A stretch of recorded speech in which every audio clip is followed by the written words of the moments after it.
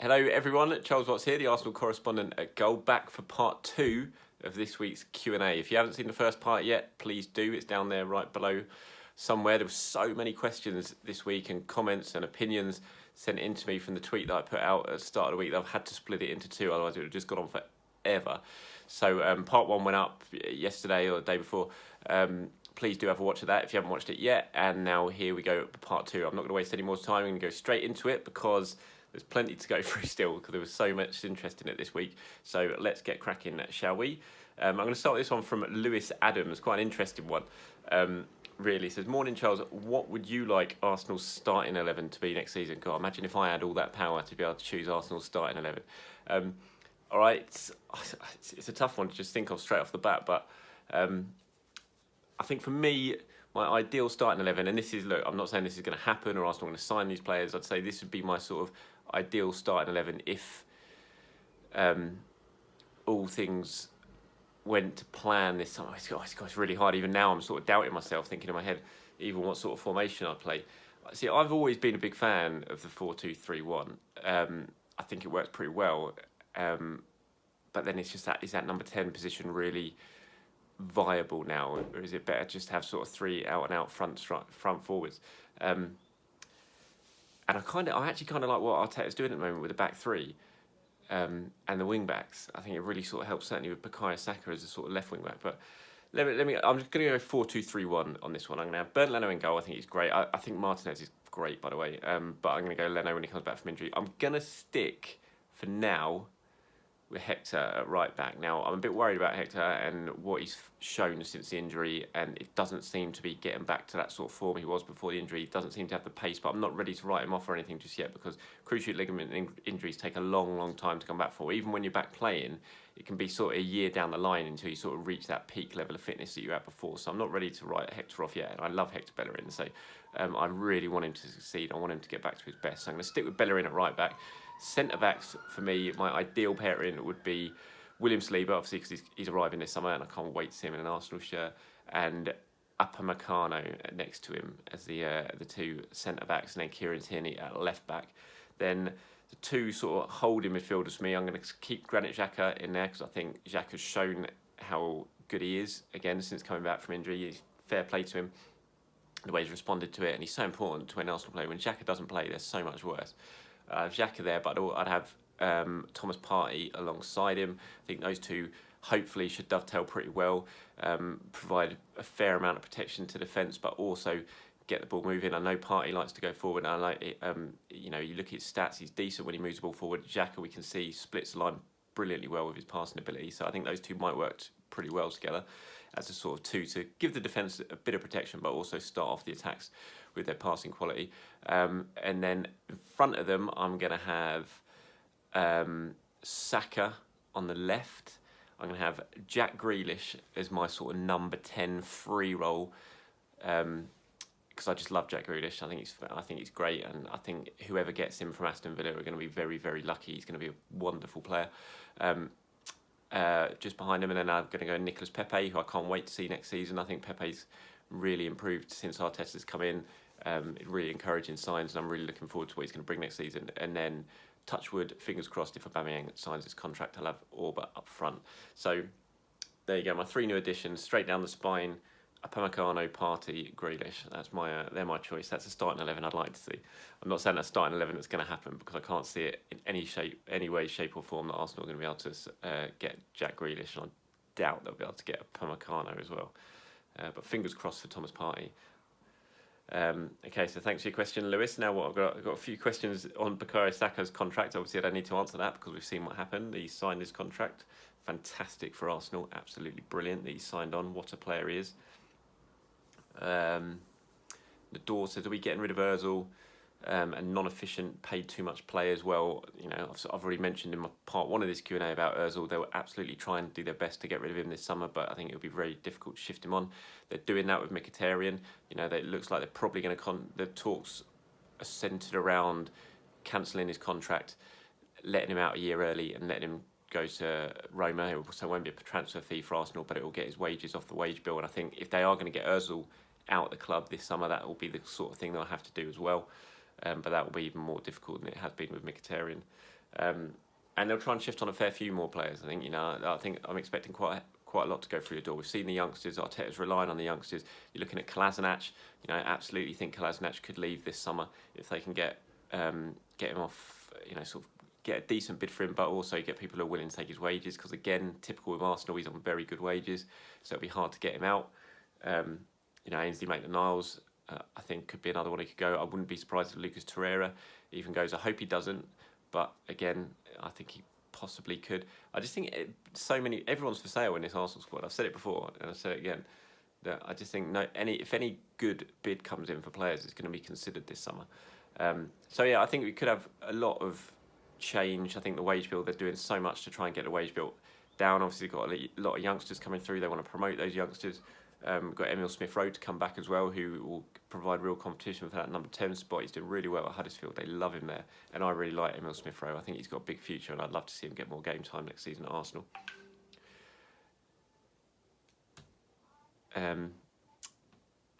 What else we got coming up? Nador also says, can't we get rid of them and sign Koulibaly and Upamecano? Look, that'd be a dream, but you look at the prices. Certainly, Upamecano is potentially gettable just because of he's not going to be as expensive. Koulibaly's just way out of Arsenal's transfer budget and league. Pretty much all players are at the moment, but it depends what Arsenal do in terms of bringing money in. But I think you can forget Koulibaly. That's just not going to happen. Upamecano, because of his contract situation, there is an opportunity there. Arsenal interested in him in the past. There has been links, there has been talks. It's sort of really low level. It hasn't advanced or anything, but there is possibly an opportunity there. But I still think it's doubtful. Arsenal like Axel Disasi in France as well. A young centre back, be a hell of a lot cheaper than Upamecano if they're going to bring another one in. But you have to remember as well. It's only last week Arsenal signed 3 defenders: David Luiz, Pablo Mari, and Cedric Soares, all committed to permanent contracts. So. They've done a lot of business defensive-wise already. I still think midfield is the key area for Arsenal this summer. Now they've got that transfer business done. So a couple of questions asking about this. The chances of Santi Cazorla coming back to Arsenal, either as a player or a coach, not as a player. I just can't see it. It's just not going to happen. Coach down the line, it might do. Santi's going to make a big decision this summer. He's already talked about it. He says he's made his decision already in terms of what he's going to do next year. Is he going to carry on playing? Is he going to look to move into coaching? Him and Mikel get on very well. I think Mikel could look to bring at least one new addition into his coaching staff this summer. I think a lot depends on what happens to Freddie Ljungberg as well. Does he get any job offers this summer? And will he look to move on and potentially become a head coach somewhere elsewhere? So plenty of. I think there is an option for someone like Santi to come back. It just depends if he wants to play for one more year.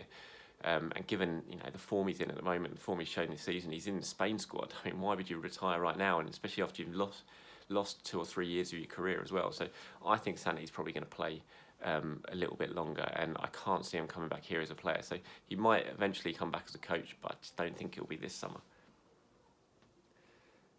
Loads of questions about Ozil. I've already answered those in the first Q&A. If you haven't watched it, basically my thoughts on Ozil are that he's probably going to stay for one more year, just because Arsenal are going to find it really difficult to shift him. So I think he'll probably stay. But I don't think he's going to be really part of the long-term plans, anything like that. I think Mikel Arteta's shown already that he's ready to move away from Mesut Ozil.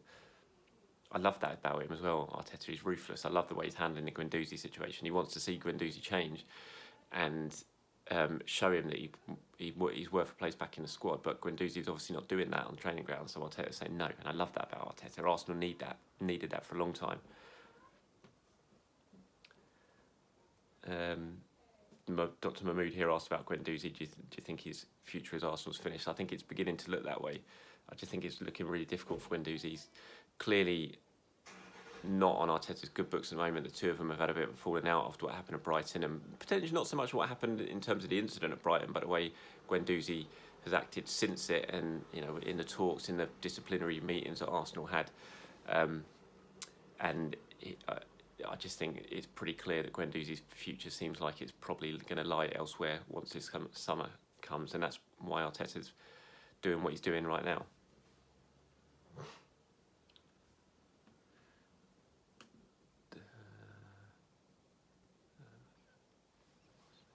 Sorry, I'm just looking at what other questions we got. Lots of questions about this, and I did answer it in the no, my computer's just frozen, which isn't ideal when I'm trying to go through all your things. But lots of questions about Szoboszlai over at Salzburg. As far it's a tough one for me. I haven't had this one confirmed by Nonna, and I can't say it for 100% whether Arsenal are in for him or not, because people that I've been speaking to about it, I just haven't had the confirmation back from them, so I can't push it as my own information and say if it's true or not. So it's hard for me to answer. Obviously, there's a lot of links with him, but whether they're true, I just can't confirm it right now, I'm afraid. Not like Thomas Partey, who I know full well that there is strong interest from both sides, and that is something that could potentially happen this summer if the stars align and Atletico accept what Arsenal are proposing. But in terms of Dominic Szoboszlai, I'm just not sure. I just haven't had it confirmed myself, so it's tough for me to really answer that one, I'm afraid. Patrick asks, different question for me, is Arsenal cursed? So many long-term injuries. No matter what doctors, managers around it, remains the same. What is wrong? I don't think Arsenal are cursed. No, I don't think they're cursed. I just think they're pretty unlucky. I think in recent years, injury management has not been the best at Arsenal, but I think that's improved a hell of a lot. But I just think you look at a lot of their injuries now, it's not really the muscular injuries. They're sort of big impact injuries, and you can only say it's unlucky a lot of the time. But I think it's a bit far to say they're cursed. I don't see it. Lots of questions about Enis Bardi as well, who's been linked with Arsenal pretty heavily, but I don't, as far as I'm aware, I'm not sure I don't think there's anything particularly serious in that one. And Balogun, again, loads of questions. Balogun, if you haven't seen the first video, I did part 1 of this video. Just the whole thing about Balogun is Arsenal wanted him to sign a new contract, but they wanted it as a performance-based deal. It was one they thought would be very lucrative to Balogun if he went on and sort of hit the targets that they were suggesting within the contract. It's something they're looking to do more and more with their young players, basically give them some more extra motivation to try and get themselves into around the first team and to really make an impact, is to use these performance enhanced deals for teenagers basically. And if they do hit those targets, then they make a hell of a lot of money out of them. But he wasn't too keen on that. The representatives weren't too keen on that. The talks were sort of going back and forth, and in the end Arsenal decided to draw a line under it and said, okay, and fine, you can go in the summer. Whether that changes between now and the summer, as far as I'm aware, I don't think so. So as it stands, it looks like Balogun's leaving, and those are the reasons why. It's a shame because he's a very good young striker, but Arsenal have got plenty of good young strikers. What signings look most likely to be completed this summer? Got to see Fraser and Willian Willian in the mix. So I think Willian's certainly something that could potentially happen. It just depends on wages, whether Arsenal can afford or decide they can basically stretch to what he is, because he's not going to come cheap. Obviously, he's going to be a free transfer, which is going to help. But Willian's on a lot of money at Chelsea. He'll want a lot of money to come to Arsenal. Obviously, his agent's Kia Drabchin, who has very strong links with Arsenal now. He's done a lot of transfer business for the club, works closely with the owners, not the owners, with Raul and stuff. He brought David Luiz has come to the club, one of his clients, Cedric Suarez, he was involved in that deal as well. So there is that chance. It'll be easier to do because everyone knows each other, so it'll be easier to get Willian here. It's just a case of whether Arsenal can really stretch to the wages now. They're definitely interested in Willian. I think it's pretty obvious. We've seen it. It's been going on for a long time. They're one of the clubs that are looking at him, but there are other clubs as well. And he showed last night with his performance against West Ham. Although Chelsea lost, Willian scored 2 goals, great free kick, and could offer a lot to whoever he goes to. There's going to be lots of clubs in for him. Arsenal is certainly one of the ones that are looking at whether it's something they can do.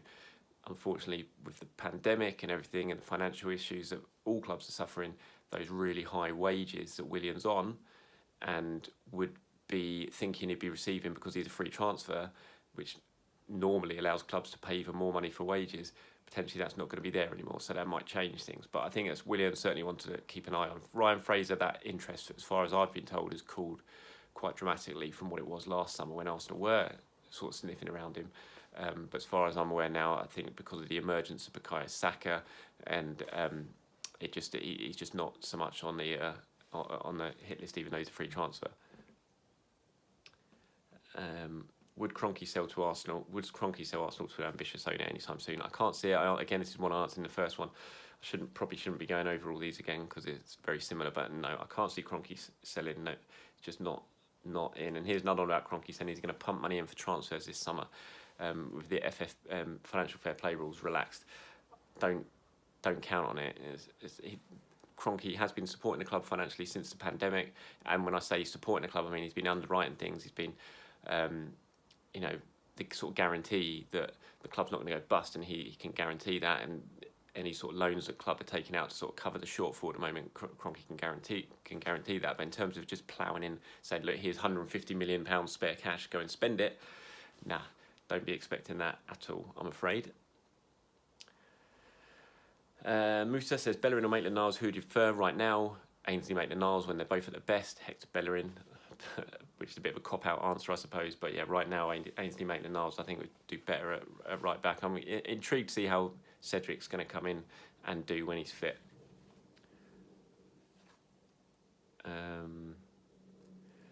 AW asks, are we going to see one of Lacazette and Aubameyang leave this summer? I would expect so. I'm afraid who that's going to be, I don't know. I know Arsenal would prefer it to be Lacazette. They could get some decent. They think they'd be able to get some decent money for Lacazette. He's still got 2 years left on his contract, unlike Auba. But it just depends. It all depends on Auba, really. He holds the power in all of this. If he says he's not going to sign, then it puts Arsenal in a difficult position. They have to make the decision: do we sell, try and get whatever we can, or do we keep him for a year and hope he can help us get back into the Champions League with his goals? And that, again, sort of depends on what bids come in then at that point. And if they get a decent enough bid, then they'll probably sell. But hopefully, they absolutely haven't given up him signing a new contract. Arteta wants him to sign. The club still want him to sign. So we'll have to wait and see. Unfortunately, it's not going to be like Saka has happened now, obviously, before the end of the season. I think we're going to have to wait a little bit longer. That's all going to be decided once the season ends.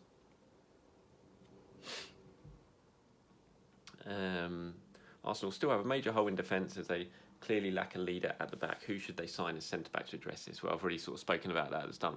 And we've got Williams-Saliba coming in, remember, so that's one big addition coming in to improve centre-backs. We've signed Pablo Mari as well, who Arteta does really like. We're not going to see him for a while, unfortunately, because of his injury. But in terms of who I would like, I've already mentioned Upamecano. I just love him. Every time I see him play, he just thrills me. He's great. I love the way he can charge out from the back. He just reads the game really well. I think he'd fit everything that Arteta's looking for in a defender, and he's young. So absolutely, him and Saliba would just be the dream partnership for me going forward.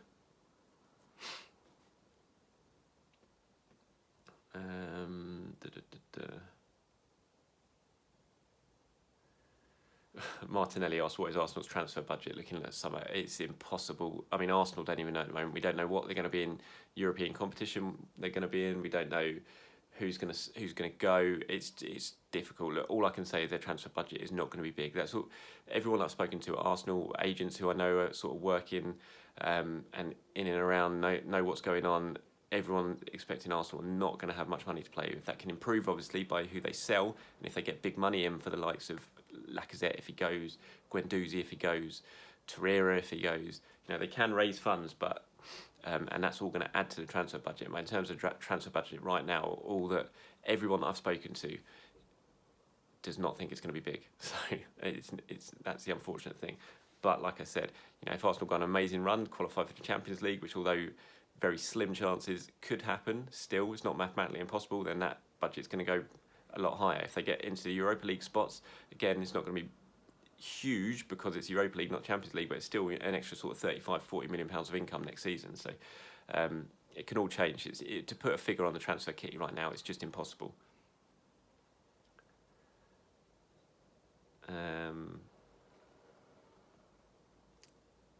Sorry, I'm just reading through, trying to see if there's any things that I haven't answered. There are lots of similar questions.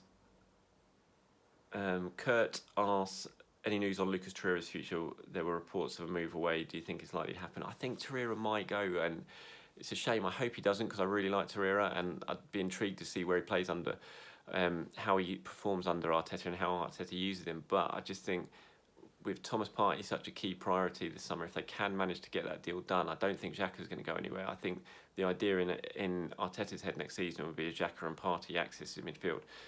and so what happens with Torreira then? And you know, he's young. I like Torreira, I do. I'd like him to stick around, but I just think if a decent offer came in for him, and there is interest in Torreira from Italy, that it might be one that Arsenal look to do just to bring in some money. So I wouldn't be surprised if Torreira goes, but I hope he doesn't.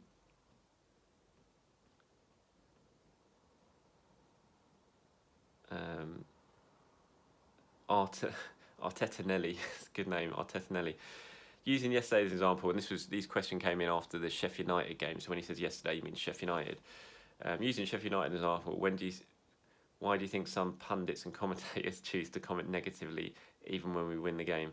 I agree with you. I thought the punditry after the analysis on match day 2 after the Arsenal Sheffield United game was it was so over the top. I was stunned at it. It was like Arsenal had lost 6-0 or something rather than they won. Spent about 2 minutes focusing on basically Saka, and then about 10 minutes focusing on everything bad that Arsenal had done. They just won away at a top half Premier League side. I mean, it can't have been that bad. I just thought it was well over the top. And as far as all the messages I was getting as well sounded like BT Sport were dreadful the whole way through the game, and they were desperate for Arsenal to win. And I had Talk Sport behind me in the press box actually, and I was listening to the commentary. And Danny Mills, surprise, Danny Mills, we know he doesn't like Arsenal anyway. He was distraught that Arsenal were winning and getting VAR decisions in their favour. So yeah, I mean, I'm not going to buy into this whole conspiracy against Arsenal thing. I just think certain commentators, certain pundits have got just got a little bit of thing, and also I think it kind of sells the story better when you talk about Arsenal. It's all obviously Arsenal's all doom and gloom. That's why it's always portrayed. So it kind of sells the story better. Mark Gooner, who I know better as Wilkins, mate from school. Looking at the rest of the games, how many points can we realistically pick up? Well, we got 3 yesterday, so that was a good start. But then it's brutal run of games now for Arsenal.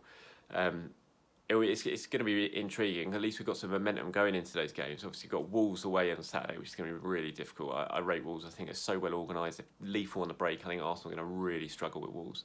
The pace of Wolves, the movement, Torreira getting down the flanks is going to give the fullbacks real issues. It'll be a big job for Tierney. It'll be interesting to see how he copes with it. So I think Wolves is going to be a struggle. I'm not expecting Arsenal to get anything at Wolves. I think Wolves will win. I still think Wolves might get the Champions League spot. And then it's Leicester. I mean, Leicester are not in great form at the moment. Leicester at home. I hope Arsenal can put a decent performance, get the win there. Spurs. I wouldn't be fearful going to Spurs. I think Arsenal could get something from that. Liverpool at home, don't know. It depends how Liverpool are doing. They really put an effort in. They've already got the titles sewed up, and then Watford at home. So it's tough. 15 points on offer, I think it is now, is it? Between now and the end of the season, I think Arsenal. Let me just double check that. I'm not getting that totally wrong. How many games have Arsenal played now? There's 6 games to go. Who's the other one then? Let's have a look. But 18 points. I think Arsenal maybe win against Watford, win against Leicester, draw. I'd say probably sort of 9 points out of that, sort of 50-50. I'm not buying into this. Arsenal still got a chance of getting the Champions League. It's just not going to happen. Maybe they'll get in the Europa League. That'd be a bonus. Certainly in terms of the income, I know Arteta probably would prefer just being able to play Saturday to Saturday next season rather than worry about the Europa League. But the Europa League's a route back into the Champions League, and it brings in 30-40 million pounds for the club extra revenue, so you can't turn your noses up at it. But I think Champions League's out of the realms of possibilities for Arsenal now. I think they're too far behind. There's too many good clubs ahead of them. And of course, Arsenal got to go Aston Villa as well. So yeah, it's more points. I'd say, let's say 12 points, maybe 4 wins from the last 6 games. Beat Leicester, Tottenham, because I'm always going to say a win against Tottenham. Watford and Villa. So 12 points, maybe get nothing against Liverpool and Wolves. That's me being optimistic, I think, there, perhaps, but we'll wait and see.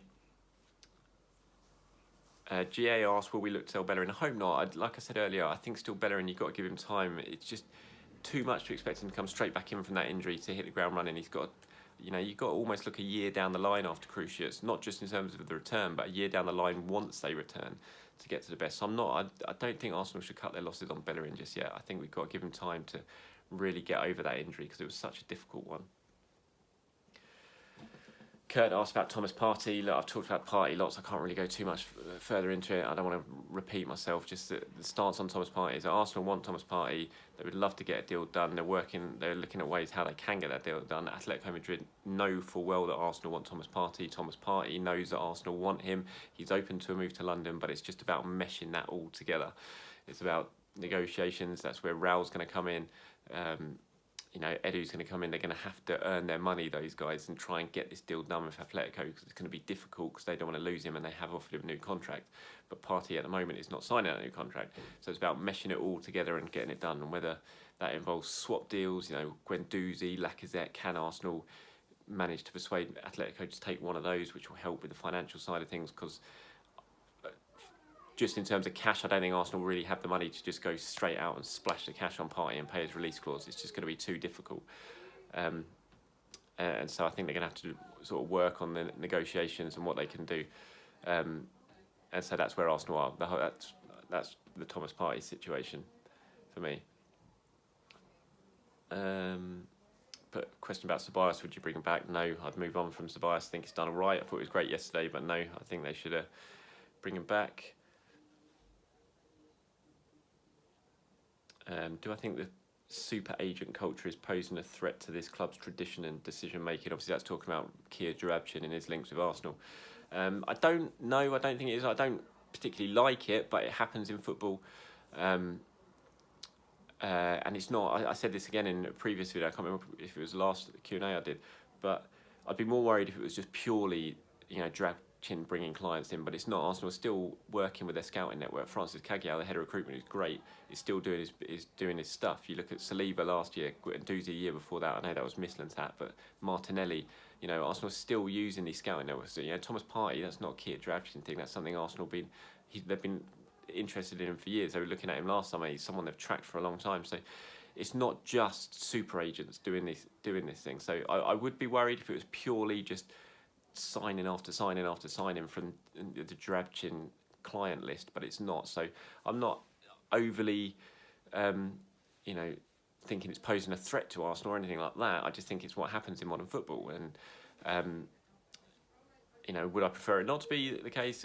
Probably, but it's not. I don't think it's an absolute disaster.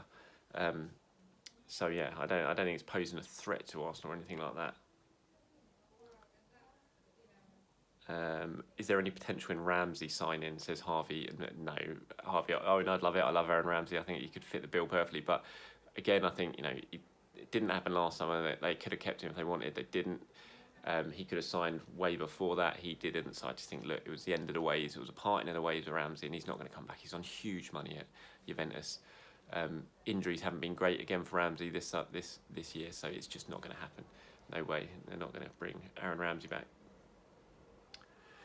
Question from Brandon says, if Aubameyang doesn't sign a new deal, would you sell this summer or let him walk for free next year? It depends on the offer, to be honest. I think there's an argument for both. If a decent, even 30 million came in for Auba, you'd probably take that because you're saving his wages for a year as well, and that'd probably take it. You're basically pocketing 30 million from the transfer fee and saving 10 million in wages. That's 40 million you could be spending elsewhere on a replacement. But if clubs aren't offering 30 million, say someone's being cheeky, offering 15 million because of he's only got 10 months left on his deal, which he will have at that point, and the pandemic and everything like that, and I think we'll see if we can get 15 million for him, then no, I'd keep him, because I just think we've got more chance of qualifying for the Champions League next year with Auba, because if you're going to score you 20, 25 goals next season, then you've got a good chance, much better chance of getting in the top four. So it's a tough one, and there's an argument for both. For me, it depends on the bid. I think if you get 30 million or above for him now, I think you probably take it, just because financially it'd be a bit mad not to. But if you're talking 15 million, then no, keep him and hope he can get fired to the Champions League next season.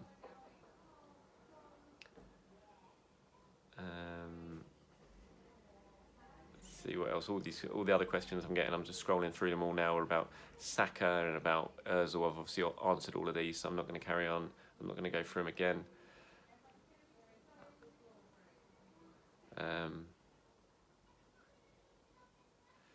During the first few matches under Arteta's reign, many were raving about our structure. We had in possession of 5 attackers, all evenly spaced.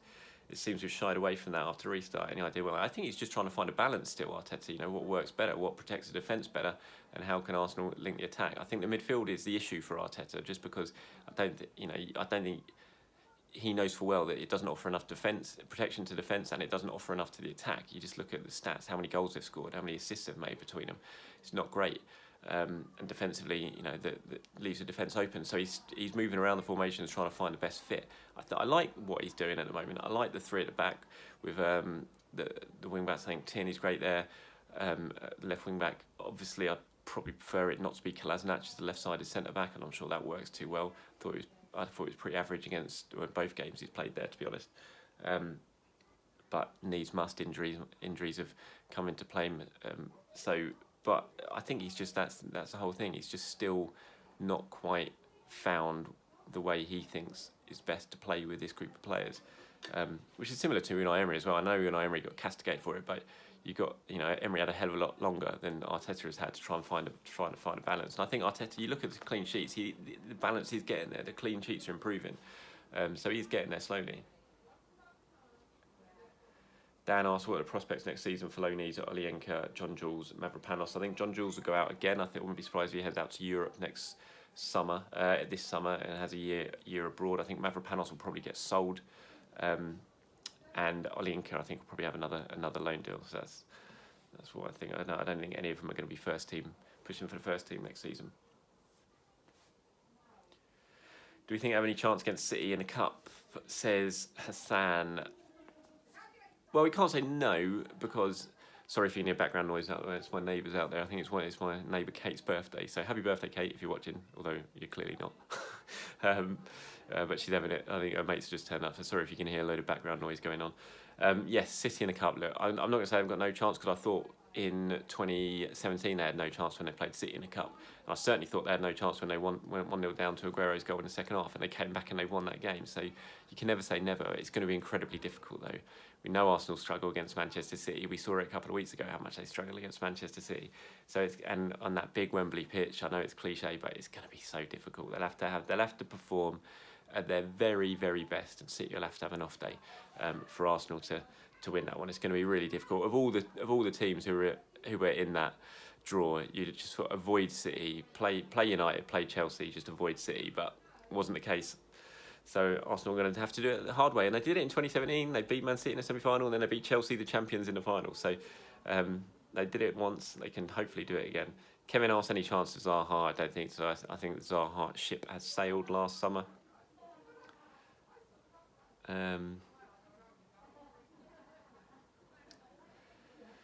Furo asks, what's the situation with Torreira and Martinelli recovering? Well, Torreira is back fully available now for the Wolves game. He's back after that leg break, which is good. Martinelli, you're looking at another 3 months with Martinelli, I'm afraid, so probably miss the start of next season.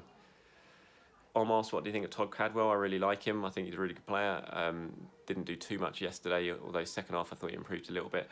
But good player, but I'd much rather Grealish if you're looking at Arsenal. Sort of signings for that role in the future. I'm going to have to wrap this up a bit now, just because I've been talking for a fair while. This is the second one I've done to try and get everything in, and all the questions, I'm just scrolling through the remaining ones now, they're all things that I've covered, so there's no point really. Would you take David Silva on a free? Says MAA. It's not happening. David Silva's heading abroad at the end of this summer. He's not going to stay in the Premier League, so it wouldn't even matter if I would. But no, it's not happening. Just checking that I haven't missed any off that. Lewazi says, do we have any interest in Leroy Sané? We need a natural lefty. That would be nice, but no. In fact, he's in Bayern Munich as we speak, wrapping up that transfer. So Leroy Sané certainly won't be signing for Arsenal. I think that's about it, guys. I think I've gone through them all. Just scrolling through, I can't really see any here that I haven't answered. So that's it for this week's Q&A. I've had to do it in 2 parts, so thank you very much for all your the questions, and I will get around to trying to do another one potentially next week, maybe the week after. It depends how much free time I get. Obviously, the football is coming thick and fast at the moment, so it's very difficult to find the time to sit down and do these. But thank you once again for all your questions, everyone, and please do stay safe. And thanks for your support. Thanks for watching. I'll speak to you soon.